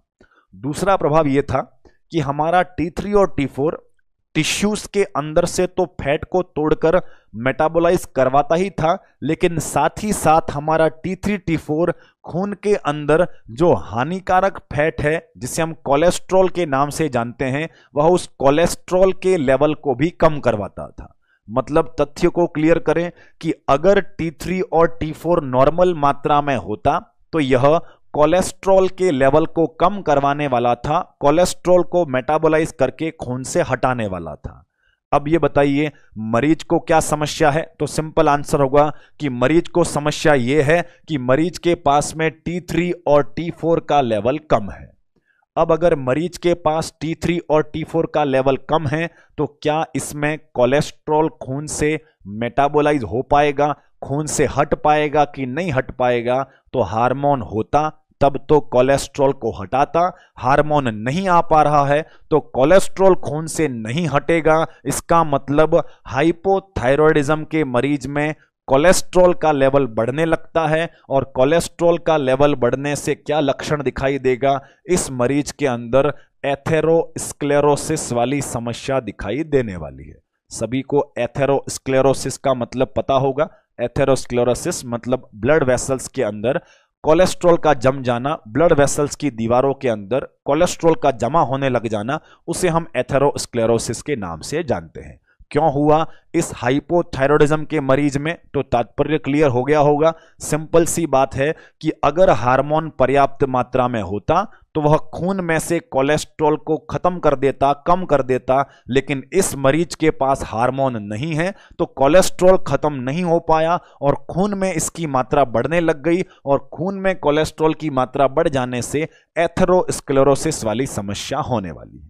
क्लियर? आगे बढ़ते हैं। अगला लक्षण हम देखें, हमारे T3 और T4 का अगला प्रभाव था कार्बोहाइड्रेट मेटाबॉलिज्म पर। कार्बोहाइड्रेट मेटाबॉलिज्म मींस ग्लूकोज के लेवल पर भी T3 और T4 का प्रभाव था। क्या प्रभाव था कि अगर T3 और T4 हार्मोन पर्याप्त मात्रा में रिलीज होता है तो यह ब्लड के अंदर ग्लूकोज के लेवल को बढ़वाता है। यहां ग्लूकोज के संदर्भ में हमने एक यूनिवर्सल बात यह भी क्लियर की थी कि हमारे शरीर में जितने भी एंडोक्राइन सिस्टम के हार्मोन्स हैं उनमें से एकमात्र इंसुलिन ही ऐसा हार्मोन होता है जो कि ब्लड के अंदर ग्लूकोज के लेवल को कम करवा सकता है। बाकी जितने हार्मोन हम सुनते हैं, हम पढ़ते हैं, वो सब के सब खून में ग्लूकोज के लेवल को बढ़ाने वाले ही होते हैं। जैसे कि चाहे वो ग्रोथ हार्मोन हो, चाहे T3 T4 हो, ग्लूकागॉन हो, ग्लूकोकॉर्टिकॉइड्स हो, ये सभी हार्मोन जो होते हैं यह ब्लड के अंदर ग्लूकोज के लेवल को बढ़ाने वाले ही होते हैं। तो यहां पर ध्यान दें कि अगर T3 और T4 होता तो यह ब्लड के अंदर ग्लूकोज के लेवल को बढ़वाने वाला था, लेकिन अगर T3 और T4 इस मरीज के अंदर कम है तो क्या मरीज हाइपोग्लाइसीमिया में अचानक से बहुत कम शुगर लेवल वाली स्टेज में पहुंच जाएगा, तो यहां पर जवाब होगा कि ये मरीज अचानक से हाइपोग्लाइसीमिया में नहीं जाएगा। अब ये मरीज अचानक से हाइपोग्लाइसीमिया में इसलिए नहीं जा रहा है क्योंकि शुगर को कम करने वाले हार्मोन तो एक ही था, मीन्स शुगर जो कि ज्यादा से कम की तरफ ला सकता था वो तो एकमात्र हार्मोन इंसुलिन था। लेकिन क्या शुगर को बढ़ाने वाले हार्मोन एक अकेला T3 T4 ही शरीर में है या अन्य हार्मोन भी हो सकते हैं? तो जवाब यही होगा कि अन्य हार्मोन भी हैं, जैसे कि ग्रोथ हार्मोन, जैसे कि ग्लूकागॉन, जैसे कि ग्लूकोकॉर्टिकॉइड। तो अगर हाइपोथायरॉयडिज्म का मरीज है, अगर T3 T4 के लेवल में थोड़ी कमी भी है, तो अन्य हार्मोन कंपनसेशन करते हुए शुगर के लेवल को मैनेज रख सकते हैं, उसे नॉर्मल रख सकते हैं। इसलिए इस हाइपोथायरॉयडिज्म के मरीज में रूटीनली तौर पर हमेशा शुगर का लेवल कम रहे, ऐसा विशेष लक्षण कंटिन्यूसली देखने को नहीं मिलता है। कुछ क्राइसिस सिचुएशन में जरूर कम हो सकता है। वो क्राइसिस सिचुएशन क्या होती है, उसमें क्या ट्रीटमेंट रहता है, वो सब कुछ आगे हम कॉम्प्लिकेशंस ऑफ हाइपोथायरॉयडिज्म में पढ़ने वाले हैं। तो यहां पर इतना ही याद रखें कि इसमें हाइपोथायरॉयडिज्म के मरीज में ग्लूकोज का लेवल अचानक से इतना ज्यादा कम नहीं होता है, तो यहां हाइपोग्लाइसीमिया वाला विशेष फीचर देखने को नहीं मिलता है। अब आगे बढ़ते हैं कि अगला लक्षण क्या होगा। मेटाबॉलिज्म पर प्रभाव के बाद में हमने अगला प्रभाव लिखा था कि हमारा T3 और T4 कार्डियोवैस्कुलर सिस्टम पर भी इंफ्लुएंस डालता है। अब कार्डियोवैस्कुलर सिस्टम पर T3 और T4 का इंफ्लुएंस क्या था? तो सिंपल सा इंफ्लुएंस था कि T3 T4 हार्मोन शरीर में मेटाबॉलिक गतिविधियों को बढ़वाते हैं। मेटाबॉलिक गतिविधियों को बढ़वाने की वजह से शरीर की ब्लड सप्लाई की डिमांड और ऑक्सीजन डिमांड बढ़ती है, और इस वजह से हमारा T3 और T4 hormone rate of contraction और force of contraction of the heart दोनों को बढ़ावा देता है। अब रेट ऑफ कॉन्ट्रैक्शन और फोर्स ऑफ कॉन्ट्रैक्शन दोनों बढ़ने से पल्स की संख्या में भी वृद्धि होती है और कार्डियक आउटपुट बढ़ने से ब्लड प्रेशर में भी थोड़ा इंक्रीमेंट हो रहा था। लेकिन ऐसा कब संभव था? ऐसा तब संभव था कि अगर T3 और T4 हार्मोन पर्याप्त मात्रा में होते। हम जो बीमारी पढ़ रहे हैं इसमें हार्मोन है या कम है? तो जवाब होगा कि हार्मोन कम वाली बीमारी हम पढ़ रहे हैं। तो क्या इसमें हार्ट के ऊपर प्रॉपर रेट ऑफ कॉन्ट्रैक्शन और फोर्स ऑफ कॉन्ट्रैक्शन बढ़ पाएगा? तो जवाब होगा कि हार्मोन होता तो रेट और फोर्स बढ़वाता, हार्मोन कम है तो रेट एंड फोर्स कम होने वाला है, जिससे पेशेंट के अंदर हमें ब्रेडिकार्डिया देखने को मिल सकता है। अब ध्यान दें, पेशेंट के अंदर रेट ऑफ कॉन्ट्रैक्शन कम होने की वजह से ब्रेडिकार्डिया तो हो गया, अब साथ ही साथ क्या इसका ब्लड प्रेशर भी प्रभावित होगा? तो बिल्कुल ब्लड प्रेशर प्रभावित होने वाला है। तो आपके हिसाब से इस पेशेंट के अंदर ब्लड प्रेशर कैसा देखने को मिलेगा? क्या इस पेशेंट में बीपी में भी गिरावट आएगी? अगर आप ऐसा सोचते हैं तो बिल्कुल गलत सोचते हैं, क्योंकि हाइपोथायरॉयडिज्म के मरीज में हमें हाइपोटेंशन देखने को नहीं मिलता है। इस हाइपोथायरॉयडिज्म के मरीज में भी हमें हाइपरटेंशन ही देखने को मिलने वाला है। अब बहुत सारे लोगों के दिमाग में कंफ्यूजन हो रहा होगा कि अभी तक तो हम ये डिस्कस करते आए हैं कि हार्मोन होता तो रेट और फोर्स को बढ़ाकर पल्स और बीपी बढ़वाने वाला था। अगर हार्मोन नहीं है तो उससे पल्स और बीपी दोनों कम होना चाहिए था। तो यहां हमने रेट ऑफ कॉन्ट्रैक्शन में कमी का तो जिक्र किया कि ब्रेडिकार्डिया सिम्टम तो होगा, लेकिन बीपी कम क्यों नहीं हो रहा है? इसके लिए आपको यहीं पर बोर्ड पर लिखे हुए एक अन्य सिम्टम पर फोकस करना होगा। हमने यहीं पर इससे पहले वाला लक्षण लिखा था कि इस मरीज में कोलेस्ट्रॉल का लेवल बढ़ने लगता है और मरीज एथेरोस्क्लेरोसिस वाली समस्या में होने वाला है। तो फिर यहां पर लॉजिक लगाएं कि अगर मरीज में कोलेस्ट्रॉल का लेवल ज्यादा है, अगर एथेरोस्क्लेरोसिस वाली समस्या है, तो अब इस पेशेंट का ब्लड प्रेशर कैसा होगा? तो आपको बिल्कुल आंसर मिलने वाला है कि सर अगर एथेरोस्क्लेरोसिस है, अगर वेसल्स में कोलेस्ट्रॉल जमा हुआ होगा तो यह हाइपरटेंशन पैदा कर सकता है। इसलिए हाइपोथायरॉयडिज्म के मरीजों के अंदर भी हमें हाइपोटेंशन की बजाय हाइपरटेंशन देखने को मिलता है। तो यहां हाइपरटेंशन की वजह हार्ट के रेट ऑफ कॉन्ट्रैक्शन या फोर्स ऑफ कॉन्ट्रैक्शन का होना नहीं है। यहां पर हाइपरटेंशन की वजह है कि ब्लड वेसल्स के अंदर जमा हुआ कोलेस्ट्रॉल जो कि ब्लड वेसल्स के डायामीटर को भी कम करता है, तो इस वजह से इस पेशेंट के अंदर हमें हाइपरटेंशन देखने को मिल सकता है। आगे बढ़ते हैं। हमारा अगला सिम्टम होने वाला है, हमने ये पढ़ा था कि हमारा कार्डियोवैस्कुलर सिस्टम के अलावा उसका नेक्स्ट प्रभाव होता है कि यह T3 और T4 हार्मोन रेस्पिरेटरी सिस्टम को भी प्रभावित करता है। अब रेस्पिरेटरी सिस्टम को कैसे प्रभावित करता है, तो इसके संदर्भ में हमने डिस्कस किया था कि अगर हार्मोन होता तो शरीर की मेटाबॉलिक गतिविधियों को बढ़वाता। अगर मेटाबॉलिक गतिविधियां बढ़ती तो ऑक्सीजन की डिमांड बढ़ती, जिससे हार्मोन यह करने वाला था कि यह रेट ऑफ रेस्पिरेशन को बढ़वाने वाला था, ताकि मेटाबॉलिज्म के दौरान जितनी भी शरीर की ऑक्सीजन डिमांड हो वो भरपूर मात्रा में पूरी हो पाए।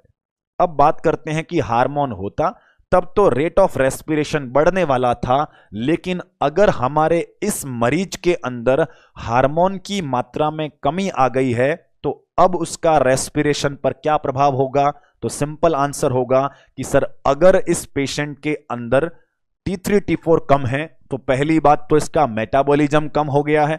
इसका मेटाबॉलिज्म कम हो गया है तो इसके टिश्यूज की ऑक्सीजन डिमांड कम हो गई है, और अगर टिश्यूज की ऑक्सीजन डिमांड कम हुई है तो इसका मतलब रेट ऑफ रेस्पिरेशन भी कम होगा, और इस पेशेंट के अंदर हमें ब्रेडिपनिया देखने को मिलने वाला है। तो इसलिए हमारे हाइपोथायरॉयडिज्म के मरीज में रेट ऑफ रेस्पिरेशन कम होने लगता है और ब्रेडिपनिया वाला लक्षण देखने को मिलने वाला है। क्लियर? आगे बढ़ते हैं। इसके बाद में हमने लिखा था कि रेस्पिरेटरी सिस्टम के बाद में हमारे T3 और T4 हार्मोन का प्रभाव GIT सिस्टम पर भी होता है। अब GIT पर क्या प्रभाव था उसको याद करें।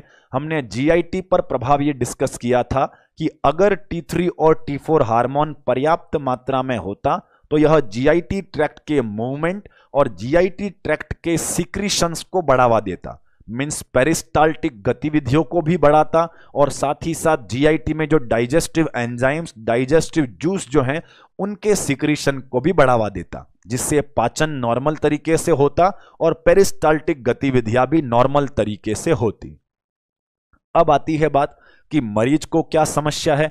मरीज को समस्या यह है कि इसके पास में T3 और T4 हार्मोन कम है, तो क्या इसका GIT ट्रैक्ट पर प्रभाव पड़ेगा, तो बिल्कुल प्रभाव पड़ने वाला है। हार्मोन होता तो पेरिस्टाल्टिक गतिविधियां नॉर्मल तरीके से होने वाली थी, लेकिन अगर हार्मोन नहीं है तो पेरिस्टाल्टिक गतिविधियां नॉर्मल तरीके से नहीं हो पाएंगी, और अगर पेरिस्टाल्टिक गतिविधियां कम हो जाती हैं तो उससे जो समस्या पैदा होगी उससे हम बोलते हैं कॉन्स्टिपेशन। तो इसलिए हमारे हाइपोथायरॉयडिज्म वाले मरीजों में कॉन्स्टिपेशन वाला लक्षण भी देखने को मिलेगा। कॉन्स्टिपेशन क्यों हुआ, तो सिंपल सा रीजन, हार्मोन होता तो पेरिस्टाल्टिक गतिविधियां बढ़वाता, हार्मोन कम है तो पेरिस्टाल्टिक गतिविधियां कम हो गई, इसलिए इस मरीज में कॉन्स्टिपेशन वाला लक्षण दिखाई दे रहा है। अब आगे बढ़ते हैं। कॉन्स्टिपेशन के बाद में अगला हम 11th सिम्टम अगर पढ़ें तो GIT सिस्टम के बाद में हमने अगला इन्फ्लुएंस, अगला फंक्शन ये पढ़ा था कि हमारा T3 और T4 सेंट्रल नर्वस सिस्टम को भी प्रभावित करता है। अब सेंट्रल नर्वस सिस्टम को कैसे प्रभावित करता है, तो हमने कहा था कि यह चिल्ड्रन के अंदर अलग इन्फ्लुएंस रखता है, एडल्ट के अंदर अलग इन्फ्लुएंस रखता है। तो वहीं अगर मैं कहूं कि अगर इन द चिल्ड्रन, कि अगर चाइल्ड के अंदर T3 और T4 कम हो, हाइपोथायरॉयडिज्म हो, तो क्या लक्षण होगा, तो जवाब होना चाहिए कि इसके अंदर मेंटल रिटार्डेशन होने वाला है। क्यों हुआ, हार्मोन होता तो मानसिक विकास होने वाला था, हार्मोन कम है तो मानसिक विकास ठीक से नहीं हो पाया, जिससे हाइपोथायरॉयडिज्म अगर बच्चे में होता है तो उसमें मेंटल रिटार्डेशन देखने को मिलने वाला है। वहीं अगले लक्षण की हम बात करें कि अगर यही T3 और T4 की कमी एडल्ट व्यक्ति के अंदर है तो उसके ब्रेन पर क्या प्रभाव पड़ेगा, तो यहां पर जवाब होगा कि एडल्ट व्यक्ति में ब्रेन तो ऑलरेडी डेवलप्ड कर चुका होगा, तो फिर एडल्ट में T3 T4 क्या कर रहा था, तो यह ब्रेन को अलर्ट और एक्टिव बनाए हुए था। तो इसका मतलब अगर हार्मोन होता तो हमारे ब्रेन की कंसंट्रेशन और अलर्टनेस बनी रहती, लेकिन अगर हार्मोन के लेवल में कमी हो गई है तो इस पेशेंट में हमें लिथार्जी वाला सिम्टम देखने को मिलने वाला है। तो यहां हमने इन चिल्ड्रन मेंटल रिटार्डेशन और इन द एडल्ट लिथार्जी वाला लक्षण देखने को मिलेगा। अब बात करते हैं हाइपोथायरॉयडिज्म के अगले लक्षण के बारे में, जीआईटी सिस्टम के ऊपर प्रभाव, उसके बाद सेंट्रल नर्वस सिस्टम पर प्रभाव, और उसके बाद में हमने बात कही थी influence on the body weight, कि बॉडी वेट के ऊपर भी T3 और T4 का प्रभाव होता है। क्या प्रभाव होता है? तो T3 और T4 शरीर की मेटाबॉलिक गतिविधियों को बढ़वाते हैं और मेटाबॉलिक गतिविधियों को बढ़वाकर वेट को कम करवाने का काम करते थे। इसका मतलब अगर हार्मोन पर्याप्त मात्रा में होता तो वजन में लगातार धीरे धीरे कमी आने वाली थी, लेकिन हार्मोन ज्यादा होगा तो वजन पर क्या प्रभाव पड़ेगा? इसका लक्षण हम पहले ही लिख चुके हैं कि यहां वेट गेन वाला सिम्टम दिखाई देगा। तो यहां याद रखें कि हमारे इस पेशेंट के अंदर बॉडी वेट पर पड़ने वाले प्रभाव को हमने आगे लिखा है कि इसमें वेट गेन देखने को मिलेगा। अगला प्रभाव हमने पढ़ा था कि T3 और T4 हार्मोन अगर होता तो नॉर्मल स्केलेटल मसल का मूवमेंट होने वाला था। इस मरीज में अगर T3 और T4 के लेवल में कमी है तो इस पेशेंट के अंदर हमें जो सिम्टम दिखाई देगा वो ये होगा कि इस पेशेंट में मसल वीकनेस देखने को मिलेगी और मरीज को बहुत ज्यादा थकान महसूस होगी। तो इस पेशेंट में हमें मसल वीकनेस और फैटीग जैसे लक्षण दिखाई देने वाले हैं। क्लियर? आगे बढ़ते हैं। स्केलेटल मसल पर प्रभाव के बाद में हमने नींद के ऊपर हार्मोन के प्रभाव की बात कही थी कि T3 और T4 का नींद पर क्या प्रभाव है। तो हमने कहा था कि हार्मोन होता है तो ब्रेन को अलर्ट और एक्टिव रखता है, और अगर ब्रेन अलर्ट और एक्टिव है तो यह नींद की संभावनाओं को कम करता है। लेकिन इस पेशेंट के पास में हार्मोन की मात्रा कम है तो ब्रेन कैसी स्थिति में रहने वाला है? लिथार्जिक स्थिति में रहने वाला है। तो लिथार्जिक स्थिति में रहने की वजह से इस पेशेंट को हाइपरसोम्निया वाला लक्षण देखने को मिल सकता है। हाइपरसोम्निया मतलब ज्यादा नींद आना, बहुत सुस्त महसूस करना, ऐसा लक्षण हमें इस हाइपोथायरॉयडिज्म वाले में देखने को मिल सकता है। नींद के ऊपर प्रभाव के अलावा हमने ये कहा था कि नॉर्मल सेक्सुअल फंक्शनिंग के लिए, नॉर्मल रिप्रोडक्टिव फंक्शनिंग के लिए भी T3 और T4 का होना जरूरी है। तो अगर T3 और T4 का हार्मोन डिस्टर्ब होगा तो फीमेल के अंदर मेंस्ट्रुअल एबनॉर्मलिटीज या मेंस्ट्रुअल इरेगुलरिटीज देखने को मिल सकती हैं। तो ये हमने सिम्टम लिखा कि इस फीमेल के अंदर मेंस्ट्रुअल इरेगुलरिटीज देखने को मिल सकती हैं। अगर T3 और T4 के लेवल में कमी हुई, मेंस्ट्रुअल इरेगुलरिटीज फीमेल के अलावा मेल के अंदर सेक्सुअल डिसफंक्शनिंग देखने को मिल सकती है।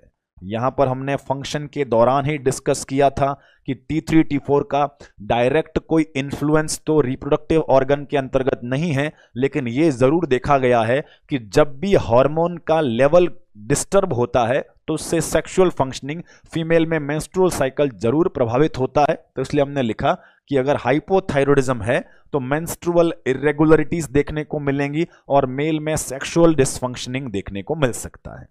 अब बात करते हैं अगले सिम्टम के बारे में। अगला सिम्टम यह है कि इस हाइपोथायरॉयडिज्म वाले मरीज में फेस वाले पार्ट पर अत्यधिक मात्रा में फैट डिपोजिशन होने की वजह से मिक्सोइडिमा देखने को मिलता है, और मिक्सोइडिमा का तात्पर्य है that is facial oedema. Face वाले पार्ट पर इडिमेटस अपीयरेंस होता है, फेस थोड़ा फूला फूला सा अपीयरेंस देता है, उसे हम मिक्सोइडिमा के नाम से जानते हैं। तो यह भी लक्षण देखने को मिल सकता है। और इसके अलावा नेक्स्ट सिम्टम देखने को मिल सकता है दैट इज द गॉइटर। अब हमें 18th सिम्टम देखने को मिला कि इस पेशेंट में गॉइटर भी हो सकता है। अब गॉइटर क्या है? तो गॉइटर का तात्पर्य हमने शुरुआत में डिस्कस किया था कि गॉइटर एक ऐसी बीमारी है जिसके अंतर्गत थायराइड ग्रंथि का डायामीटर जो है वह एनलार्ज हो जाता है, थायराइड ग्रंथि की साइज बढ़ने लगती है, इसे हम गॉइटर के नाम से जानते हैं। अब यहां पर सवाल यह है कि अगर थायराइड के अंदर T3 और T4 का लेवल कम है तो साइज कैसे बढ़ रही है? तो यहां पर ईटियोलॉजी को समझना होगा ईटियोलॉजी के अंतर्गत हमने कहा था कि अगर थायराइड ग्रंथि के अंदर सूजन आ जाती है या फिर सप्रेसिंग प्रवृत्ति का ट्यूमर हो जाता है तब भी हार्मोन के लेवल में कमी हो सकती है। तो वही रीजन होगा कि अगर थायराइड ग्रंथि के अंदर सप्रेसिंग प्रवृत्ति का ट्यूमर बना है तो यह भी वजह हो सकता है आपके गोइटर होने का, थायराइड की साइज में एनलार्जमेंट होने की वजह हो सकता है। तो ये थे हमारे कंप्लीट सिम्टोमेटिक अपीयरेंस जो कि हमें हाइपोथायराइडिज्म वाले मरीज में देखने को मिलता है। तो यहां पर सिम्टम्स हमने टोटल 17-18 सिम्टम्स लिखे, बहुत ही महत्वपूर्ण हैं इसके लक्षण, इनको समझें। लक्षण हमने कोई अलग अलग जगह से नहीं लिखे हैं, हमने जो T3 और T4 के सामान्य मात्रा में होने पर फंक्शन लिखे थे उसी के आधार पर हमने लक्षणों को एक एक करके लिखा है। आपको अगर वो पढ़े गए फंक्शन भली भांति याद हो तो आप आसानी से इन लक्षणों को याद कर सकते हैं, आपको प्रॉपरली रटने की जरूरत नहीं पड़ेगी। आप प्रॉपरली सारे अगर फंक्शंस याद कर लें कि हार्मोन नॉर्मल होता है तो ये काम करता है, तो अपने आप आपके दिमाग में ये लॉजिक लगेगा कि नॉर्मल था तो ये काम कर रहा था, तो कमी होने की वजह से इस फंक्शन में कमी आ सकती है और इस फंक्शंस में आने वाली कमी की वजह से ये सारे लक्षण दिखाई देते हैं।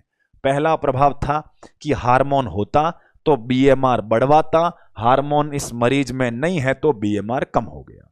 दूसरा प्रभाव था कि हार्मोन होता तो हीट प्रोड्यूस करवाता, हार्मोन नहीं है तो हीट प्रोड्यूस नहीं हो रही है तो मरीज को ठंड लग रही है।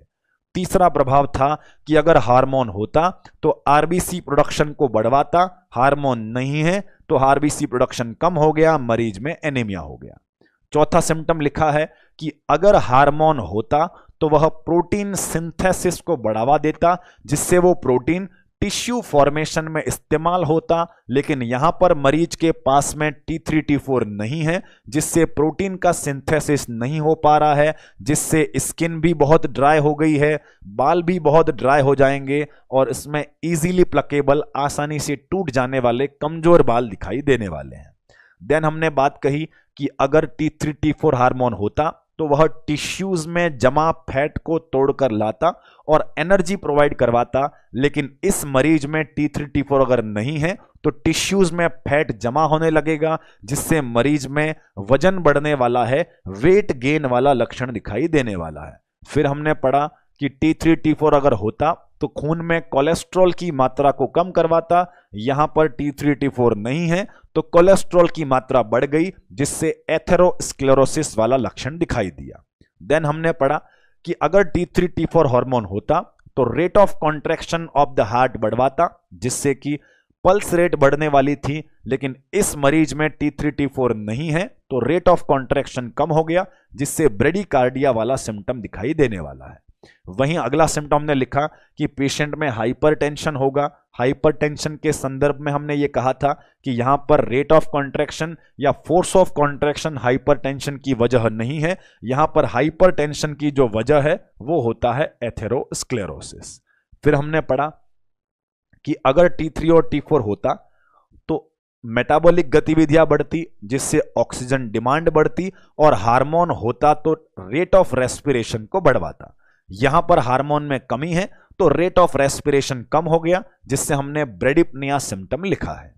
देन हमने पढ़ा कि अगर हार्मोन होता तो वह जीआईटी ट्रैक्ट पर यह प्रभाव डालता कि जीआईटी ट्रैक्ट के जो मूवमेंट हैं, जो सिक्रीशंस हैं, उनको बढ़ावा देता जिससे पाचन की प्रक्रिया सुचारू रूप से चलती, लेकिन इस मरीज के पास हार्मोन नहीं है तो पेरिस्टाल्टिक गतिविधियां प्रॉपर तरीके से नहीं होंगी जिससे कॉन्स्टिपेशन वाला सिम्टम दिखाई देता है।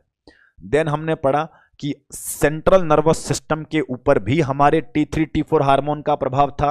अगर T3 T4 हार्मोन पर्याप्त मात्रा में होता तो यह बच्चे के अंदर मानसिक विकास करवाने वाला था, लेकिन अगर बच्चे में हार्मोन नहीं है तो मेंटल रिटार्डेशन हो सकता है। और वहीं हमने एडल्ट में कहा था कि अगर हार्मोन पर्याप्त मात्रा में होता तो ब्रेन को अलर्ट, एक्टिव और कंसंट्रेटेड बनाए रखता, लेकिन इस मरीज के पास में हार्मोन की कमी है तो ऐसी स्थिति में मरीज सुस्त दिखाई देगा, लेथार्जिक प्रवृत्ति का दिखाई देने वाला है। फिर हमने कहा कि अगर हार्मोन होता तो नॉर्मल स्केलेटल मसल का मूवमेंट करवाता, मूवमेंट की प्रक्रिया नॉर्मल तरीके से होने वाली थी, लेकिन इस मरीज में हार्मोन कम है तो मूवमेंट जो है कमजोर हो जाएंगे, तो मसल वीकनेस और फटीग जैसा लक्षण दिखाई देने वाला है। फिर हमने पढ़ा कि इसका नींद पर भी प्रभाव होता है। नींद पर प्रभाव यह है कि अगर हार्मोन होता है तो ब्रेन को थोड़ा कंसंट्रेटेड रखता है, जिससे नींद कम आती है, लेकिन इस मरीज के पास हार्मोन कम है, जिससे ब्रेन जो है वह कंसंट्रेटेड नहीं रहता है, लेथार्जिक प्रवृत्ति का रहता है, जिससे हाइपरसोम्निया जैसे लक्षण देखने को मिल सकते हैं। फिर हमने कहा कि यह सेक्सुअल फंक्शनिंग के लिए भी हार्मोन का नॉर्मल होना जरूरी था। अगर हार्मोन में कमी है तो फीमेल में मेंस्ट्रुअल इरेगुलरिटीज रहेंगी और मेल के अंदर सेक्सुअल डिसफंक्शनिंग भी देखने को मिल सकता है। और फिर हमने पढ़ा कि myxoedema means facial part पर फैट के जमा होने से इडिमा जैसे लक्षण आ सकते हैं और गोइटर वाला लक्षण भी आ सकता है। और गोइटर का तात्पर्य हमने पढ़ा था, that is enlargement of the thyroid gland. तो यहां पर enlargement of the thyroid gland क्यों हो सकता है? इस मरीज में सप्रेसिंग प्रवृत्ति का ट्यूमर हो जाने की वजह से या सूजन आ जाने की वजह से अगर थायराइड ग्रंथि की साइज बढ़ जाती है तो यह भी वजह हो सकता है इस पेशेंट के अंदर गोइटर वाला लक्षण दिखाई देने के पीछे। तो हमने हाइपोथायरॉयडिज्म के टाइप्स पूरे पढ़े और असेसमेंट फाइंडिंग मतलब लक्षण पढ़े। आज के लिए इतना ही। हम नेक्स्ट क्लास के अंदर इस हाइपोथायरॉयडिज्म के डायग्नोसिस के बारे में, मींस कैसे पता लगाएंगे कि कौन से तरह का हाइपोथायरॉयडिज्म है, और साथ ही साथ उसके मैनेजमेंट का जिक्र करेंगे कि क्या ट्रीटमेंट, क्या इलाज हम प्रोवाइड करवा सकते हैं इस प्रकार के हाइपोथायरॉयडिज्म के मरीजों को। क्लियर? तो धन्यवाद।